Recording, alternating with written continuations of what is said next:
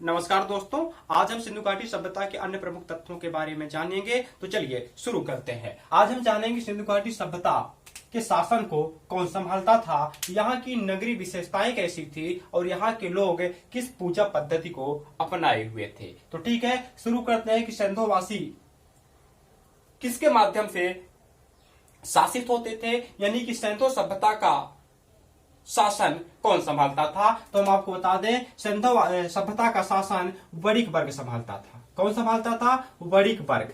यहाँ वणिक वर्ग का मतलब होता है व्यापारी वर्ग। व्यापारी वर्ग, व्यापारी वर्ग। तो ठीक है, चाहे आप वणिक वर्ग कहें या व्यापारी वर्ग कहें, बात वही है। तो बताएंगे कि सिंधु सभ्यता के शासन का संचालन वणिक वर्ग के हाथों में था, यानी कि व्यापारी वर्ग के हाथों में था। चूंकि यहां यानी कि इस सभ्यता में व्यापार का वर्चस्व था, यानी कि व्यापार अपने उच्चतम स्तर पर था। और यही कारण है कि व्यापारी वर्ग जो होता था मजबूत होता था, चाहे वो आर्थिक रूप से हो, सामाजिक रूप से हो और बौद्धिक रूप से हो। तो यही कारण है कि वणिक वर्ग यानी व्यापारी वर्ग सिंधु सभ्यता के शासन का संचालन करता था, यहाँ के लोगों को शासित करता था। तो ठीक है, हमने जान लिया कि सिंधु सभ्यता के शासन का संचालन कौन करता था। वणिक वर्ग करता था, व्यापारी वर्ग करता था। तो ठीक है, अब बात करेंगे नगरीय विशेषताओं की। नगरीय विशेषताओं की कि यहाँ के नगर की विशेषताएं कैसी थी। तो दोस्तों नगरीय विशेषताओं के बारे में अगर हम बात करें तो यहाँ के नगरों को ग्रिड पद्धति पर नियोजित किया गया था। यानी कि यहाँ के नगरों को किस पद्धति पर नियोजित किया गया था? तो ग्रिड पद्धति पर नियोजित किया गया था। यहाँ सड़कें एक दूसरे को काटती थी। क्या करती थी? सड़कें एक दूसरे को काटती थी। सड़कें एक दूसरे सड़क को काटती थी। सड़क को काटती थी। तो ठीक है, बताएंगे कि सिंधु घाटी सभ्यता के अंतर्गत नगरों का नियोजन ग्रिड पद्धति पर आधारित था। सड़कें एक दूसरे सड़क को काटती थी। इमारतों का निर्माण कच्ची और पक्की ईंटों से किया गया था। कैसे किया गया था? यानी कि यहाँ के मकान कैसे बनाए जाते थे? तो कच्ची और पक्की ईंटों से बनाए जाते थे। यहाँ पक्की ईंटों से बनाए जाते थे। तो ठीक है, बता देंगे कि कच्ची और पक्की ईंटों से बनाए जाते थे। इसके साथ ही साथ यहाँ जल निकासी व्यवस्था था। उत्तम जल निकासी व्यवस्था था। जल निकासी व्यवस्था यानी कि यहाँ के लोग साफ सफाई पर ज्यादा ध्यान देते थे। मुझे लगता है कि यहाँ के लोग साफ सफाई के महत्व से परिचित थे। यही कारण है कि यहाँ के लोगों ने उत्तम जल निकासी व्यवस्था को अपनाया था। ग्रिड पद्धति पर नगरों का नियोजन किया था। सड़कें एक दूसरे सड़क को काटती थीं। यहाँ के इमारतों या मकानों का निर्माण कच्ची और पक्की ईंटों से किया जाता था। और इसके साथ ही साथ यहाँ के मकानों, यहाँ के घरों कहें या मकानों कहें घरों कह लेते हैं, ठीक है, ज्यादा सही रहेगा। यहाँ के घरों के दरवाजे और खिड़कियां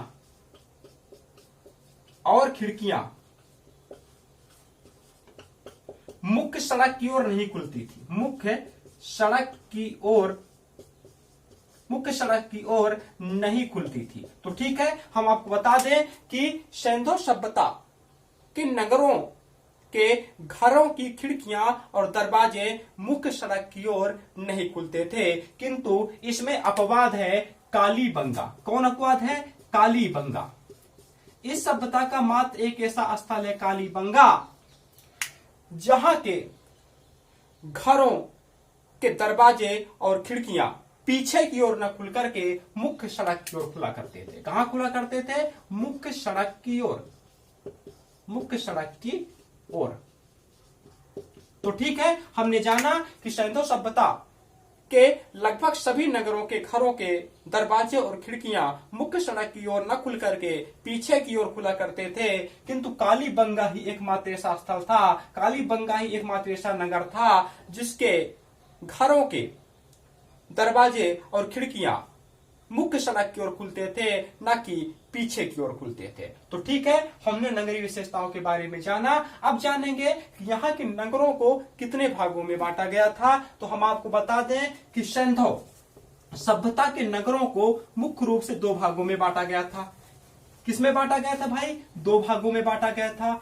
वो कौन कौन से भाग हैं? तो बता दें कि यहाँ के नगरों को दो भागों में बांटा गया था, पूर्वी नगर, पश्चिमी नगर। पहले देख लेते हैं पश्चिमी नगर को। पश्चिमी नगर और पूर्वी नगर, और पूर्वी नगर, पश्चिमी नगर और पूर्वी नगर। तो ये जो पश्चिमी नगर था, ये चिर प्राचीर से यानी कि दुर्ग से घिरा हुआ था, किले से घिरा हुआ था, दुर्ग से घिरा हुआ था। जबकि पूर्वी नगर दुर्ग से नहीं घिरा हुआ था, दुर्ग से नहीं घिरा हुआ था, नहीं घिरा था। तो ठीक है, हम बताएंगे कि सिंधु सभ्यता के नगरों को मूल रूप से दो भागों में बांटा गया था। पहला है पश्चिमी नगर और दूसरा है पूर्वी नगर, या इसे निचला नगर भी कहते थे। क्या कहते थे? निचला नगर या निचला शहर। तो ठीक है, हमने जाना कि सिंधु सभ्यता के नगरों को दो भागों में बांटा गया था। पश्चिमी नगर जो कि दुर्ग से घिरे हुए थे, जो कि चिर प्राचीर से घिरे हुए थे, यानी कि जो किले से घिरे हुए थे, और दूसरा है पूर्वी नगर जो दुर्ग से नहीं घिरे हुए थे, यानी कि जो किले से नहीं घिरे हुए थे। इससे स्पष्ट होता है कि पश्चिमी नगर जो दुर्ग से घिरे हुए थे, वहां आर्थिक और सामाजिक रूप से संपन्न वर्ग निवास करता रहा होगा। यहाँ शासक वर्ग निवास करता रहा होगा, शासक वर्ग या संपन्न वर्ग, या संपन्न वर्ग। तो ठीक है, हमने जाना कि पश्चिमी नगर दुर्ग से यानी किले से घिरे हुए थे। इससे स्पष्ट होता है कि यहाँ इस नगर में शासक वर्ग या आर्थिक और सामाजिक रूप से संपन्न वर्ग निवास करता रहा होगा। जबकि पूर्वी नगर जो कि किले से नहीं घिरे थे, जो दुर्ग से नहीं घिरे थे, यहाँ सामान्य लोग निवास करते रहे होंगे, सामान्य जन निवास करते रहे होंगे, सामान्य जन निवास करते रहे होंगे। लेकिन दोस्तों कालीबंगा, फिर अपवाद आ गया कालीबंगा। कालीबंगा एकमात्र ऐसा नगर है जिसके पश्चिमी नगर और पूर्वी नगर यानी कि निचला शहर दोनों ही चिर प्राचीर से यानी कि किले से, दुर्ग से घिरे हुए थे। तो पूछा जा सकता है कि सिंधु घाटी सभ्यता का ऐसा कौन सा नगर था जिसके दोनों भाग यानी कि पश्चिमी भाग और पूर्वी भाग दोनों ही किले से घिरे हुए थे, किले से सुरक्षित थे। तो बता देंगे कालीबंगा। तो ठीक है, हमने नगरीय विशेषताओं के बारे में जाना। अब जानेंगे कि यहां के लोगों ने कौन सी पूजा पद्धति को अपनाया था, यानी कि सिंधुवासी मूल रूप से किसके पूजक थे, किसके पुजारी थे। तो हम आपको बता दें कि सिंधुवासी, सिंधु घाटी सभ्यता के लोग मूल रूप से प्रकृति पूजक थे। प्रकृति पूजक थे मतलब भूमि की यानी कि पृथ्वी की, जल की, अग्नि की, प्रतीक चिन्हों की, पशुओं की और त्रिमुखी देवता इत्यादि की पूजा किया करते थे। तो ठीक है, पहले जान लेते हैं अग्नि पूजक थे। ये अग्नि पूजक कैसे थे, किस साक्ष्य से स्पष्ट होता है कि सिंधुवासी अग्नि पूजक थे। तो हम आपको बता दें कि चनहूदड़ो, कालीबंगा और लोथल से प्राप्त अग्नि वेदिकाएं स्पष्ट करती हैं, यानी कि चनहूदड़ो, कालीबंगा और लोथल से प्राप्त अग्नि वेदिकाएं, अग्निकुंड स्पष्ट करती हैं कि सिंधुवासी यज्ञ से परिचित थे, मतलब अग्नि की पूजा किया करते रहे होंगे। तो ठीक है, हमने जाना कि सिंधुवासी अग्नि पूजक भी थे। तो ठीक है, इसके बाद जानेंगे कि पृथ्वी पूजक थे। ऐसा माना जाता है कि सिंधुवासी पृथ्वी को यानी कि भूमि को अपनी मां मानते थे, मां के तुल्य मानते थे।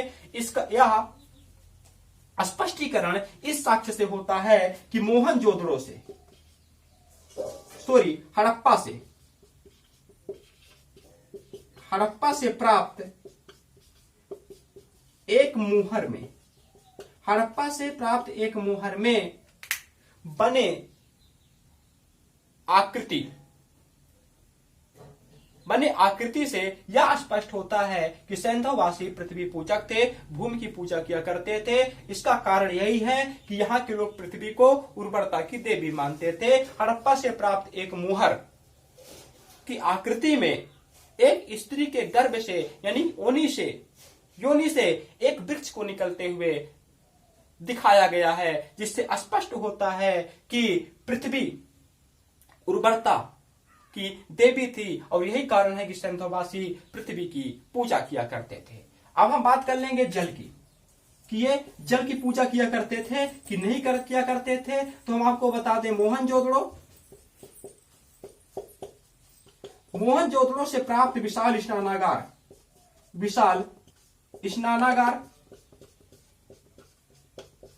स्नानागार तथा यहाँ के सभी शहरों, सभी नगरों, सभी स्थलों में कुआं की प्राप्ति हुई है, कुएं की प्राप्ति हुई है तथा मोहनजोदड़ो से विशाल स्नानागार की प्राप्ति हुई है, जिससे स्पष्ट होता है कि यहाँ के लोग जल को पवित्र मानकर जल का भी सम्मान करते रहे होंगे, जल की भी पूजा करते रहे होंगे। तो ठीक है, आगे बात करेंगे त्रिमुखी देवता की। त्रिमुखी देवता की, ये त्रिमुखी देवता कौन है? तो हम आपको बता दें कि मोहनजोदड़ो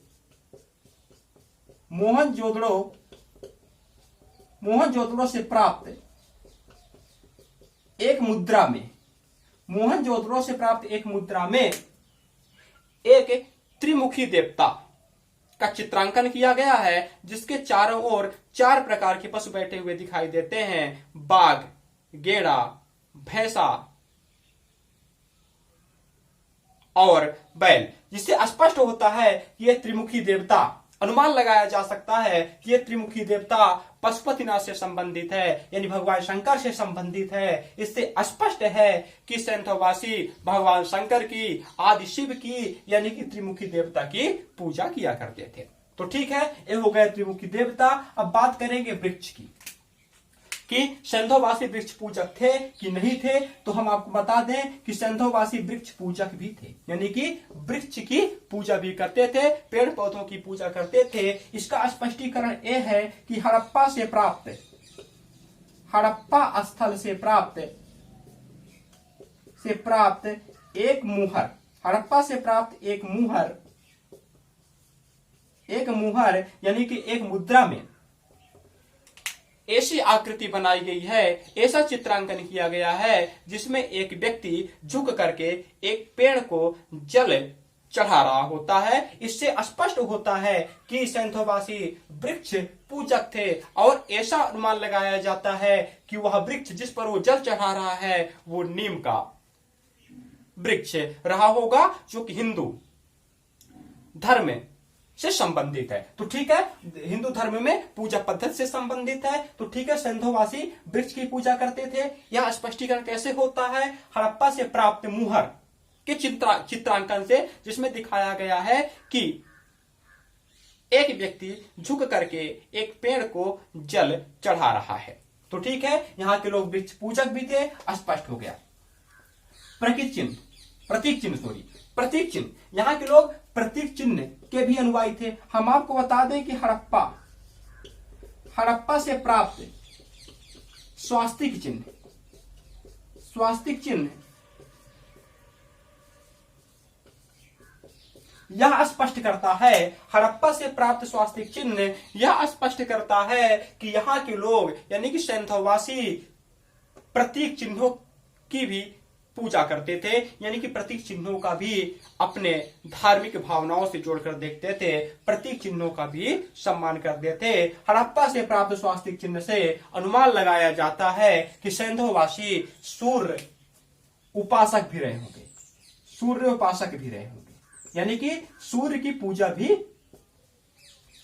करते रहे होंगे। तो ठीक है, हमने सिंधुवासियों के पूजा पद्धति के बारे में जाना। एक चीज और, यहाँ के लोग सिंधुवासी कुबर वाले सांड की पूजा, यानी कि सबसे पूजनीय कौन था, कौन सा पशु सबसे ज्यादा पूजनीय था सिंधुवासी योग के माध्यम से, तो बताएंगे कुबर वाला सांड सिंधु सभ्यता में सबसे ज्यादा पूजनीय पशु था। तो ठीक है दोस्तों, हमने सिंधु घाटी सभ्यता के शासन, नगरीय विशेषताएं, पूजा पद्धति के बारे में सही तरीके से जाना। अब आगे की क्लास निरंतर जारी रहेगी। यदि आपको मेरी यह वीडियो पसंद आई हो, ज्ञानवर्धक लगी हो, ज्ञानप्रद लगी हो, तो वीडियो को लाइक करिएगा और चैनल को सब्सक्राइब करिएगा। तब